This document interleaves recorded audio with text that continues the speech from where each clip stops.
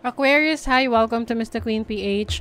At ito ang inyong 2026 yearly reading. Ayan. So, this is 3 parts, no? So, ito yung part 1, which is the overall energy. And then, part 2 is about money, career, finances. And then, part 3 is your love life and family for 2026. Okay? So, make sure kayo ay nakasubscribe, nakafollow, nakalike para lagi kayong updated sa ating mga readings. Okay? Paalala lang, ang reading na to ay general reading, so maaari kayong makarelate, maaring hindi. Just take what resonates. And another reminder, this is my only account at Mystic Queen PH. Hindi ako magme-message sa inyo para mag-offer ng readings or services.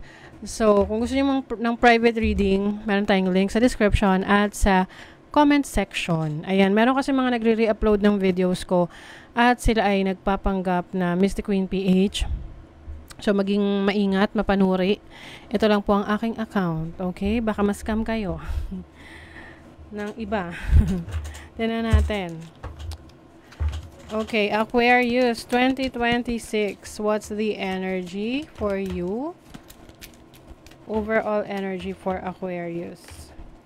Health. Okay. So, Aquarius, kailangan nyong pagtuunan ng pansin yung inyong kalusugan sa 2026. Yung health naman is not just about physical. This can be mental, emotional, and spiritual health. Okay? So, maaring yan yung isa sa may attention ngayong 2026 para sa inyo. Like, yun yung goal nyo, no? Meron kayong certain goal na, ito, I will have a healthier lifestyle, ganon.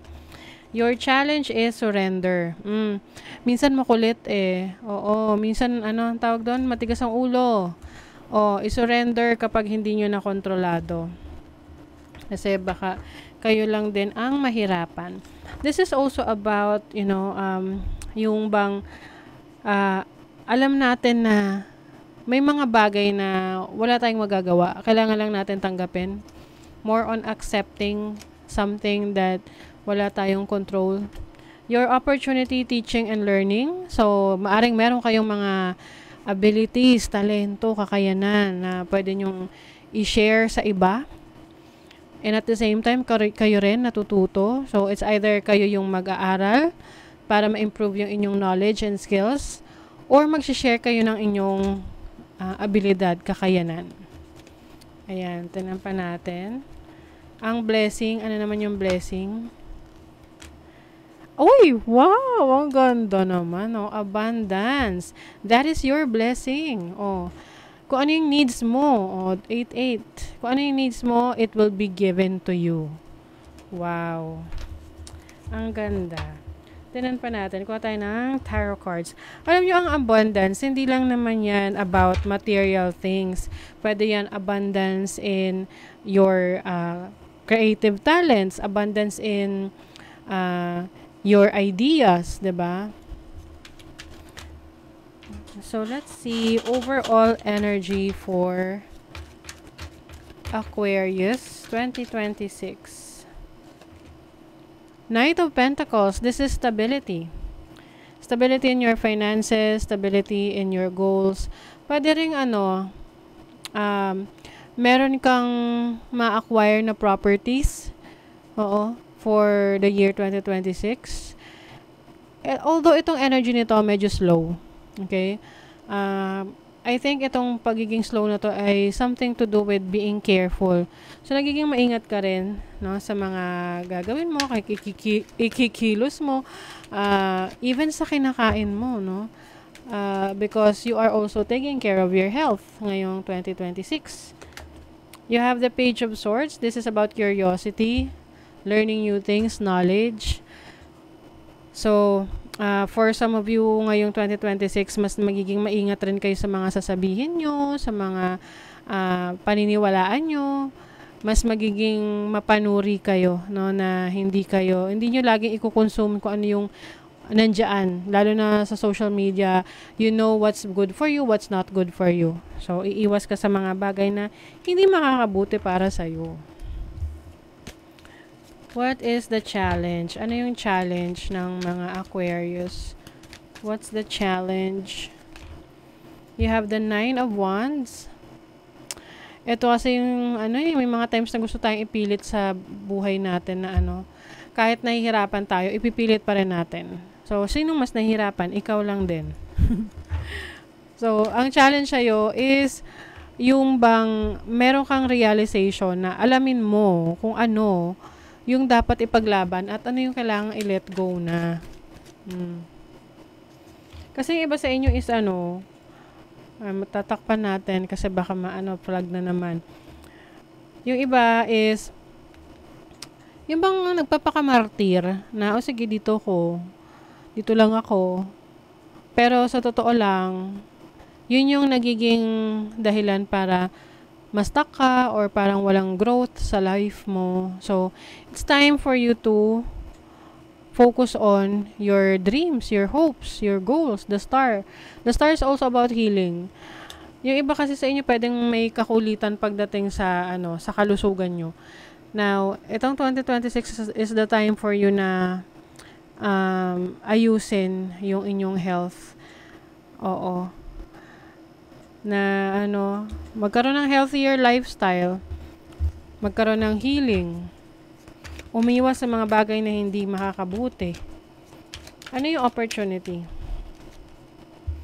You have the Emperor and the Ten of Wands. You have the opportunity to be in control of your life. Na minsan, may mga bagay na parang binibigay sa ating responsibilities. Pero sa totoo lang, hindi naman na natin yung responsibilidad. So, some of you will be setting boundaries. You have the opportunity na maging leader ng sarili mong buhay. Hindi yung kung ano na lang yung sinabi ng iba sa'yo na, ito, tanggapin mo na, tatanggapin mo na. Oo. The Emperor is about planning. So, may opportunity ka na magplano kung ano yung mga goals mo for 2026 na hindi yung parang bahala na si Batman kung anong gagawin mo sa buong taon. Although, para sa iba, exciting yun. Pero mas maganda rin na meron kang plano. Oo, kahit nga for the day lang eh. Na, hindi mo naman kailangan buong 2026 ipaplano mo kasi nga may mga bagay na hindi natin kontrolado, no? So, at least, may guide ka na, ito, gusto ko ito ma-accomplish sa araw na to, one day at a time. Okay? Kasi, yan yung guide mo. Kasi may mga times na parang gusto mo lahat gawin sa isang buong araw. Paano kung wala ka ng energy for that? Di magpa-pile up yon, may ipon. Ikaw rin yung mahihirapan. Okay? Some of you also, maaring meron kayong mga achievement na magiging leader kayo, pwedeng may leadership role, may promotion sa work. Yun nga lang, pag mga ganyan, sabi nga, great power comes with great responsibility. So, you have the opportunity na to take that responsibility. However, kailangan din aware ka sa responsibilidad na kasama nun. Okay? Now, your blessing is abundance. Tignan natin, ano pa yung blessing? Ano pa yung blessing ng mga Aquarius sa 2026? What's the Uy! Diba naman? Wheel of Fortune. Alam nyo, Aquarius, you are being led to your destiny. Merong change, okay? Itong change na to, dadalhin ka sa abundance, sa opportunities. Diba? Page of Pentacles. Meron ka lang talagang kailangang pag-aralan. Hindi ko alam kung ano tong kailangan mo pag-aralan, but itong skill na to, pag na-master mo, this will bring you a lot of money. Ito yung parang kumbaga fountain of your resources. Oo. This will definitely change your life. Meron kang sisimulan This can be a new job, new career, new source of income na babago sa buhay mo at magkakaroon ka ng abundance na yung tipong yung dating ikaw na by the end of 2026 hindi mo makakalain na na-achieve ko pala yun, nakaya ko pala yun, ito na pala yung buhay ko ngayon.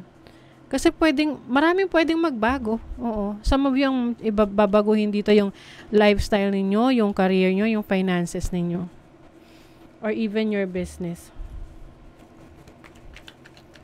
Let's see what else. You have Jupiter in Cancer in the 4th house. Jupiter is about expansion. So sa 4th house is family, your foundation. So maaring may mga ma-acquire kayo na ano, may ma-acquire kayo na mga ari-arian. Also, even sa family, pwedeng may pagpapalawak ng family. Dadami yung mga family members nyo. You have Mercury in Capricorn in the 10th house. 10th house is your career, your reputation.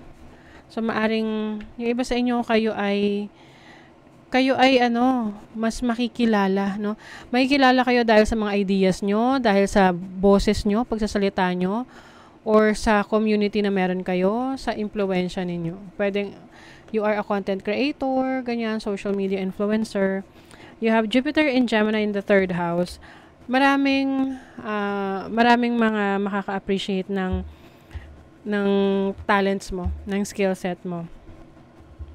And you will also have a lot of connections. Yun nga lang, hindi naman lahat yan totoo, makakatulong sa'yo.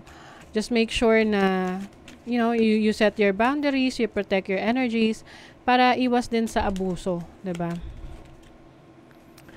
Saving strategies, ayan. So, yung iba sa inyo, wala kasi kayong saving strategies. Kaya ngayong 2026, yan yung ini-encourage sa inyo na, magplano for your savings, for your money, your income, yung cash flow nyo, dapat monitor nyo para by the end of 2026, meron ka talagang naipon, 'di ba? May naipundar ka. Uy, financial independence, ayan, hindi ka naaasa sa iba. Kayang-kaya mo na on your own, no? Meron ka ng abilities to be on your own, na to finance yourself, nag-i-increase yung income mo, kaya rin siguro, ayan, no, yung blessing sa'yo is abundance. Dahil hindi mo lang inaasa sa isang source of income ang pera mo, no? Kumbaga, pinapalawak mo yan, pinapadami mo. Which is tama naman talaga, kasi kung yan ang gagawin ng lahat, walang maghihirap. Let's see. I think meron kang malalaman or matutuklasan na pamamaraan para kumita ng pera. O yan, rebel. O. Ito ang energy ng Aquarius, rebelde talaga. O. It's time to celebrate the fact that you don't fit in. Stand on your own 2 feet. 'Di ba? Kasi yung iba parang ipiplease nila yung ibang tao para ma-accept sila. But for you, you don't care. Like, you will do what you want, you will express yourself, and you will achieve your goals and dreams. 'Di ba? And become independent. Okay? So, that is your reading, Aquarius. Thank you so much. See you again.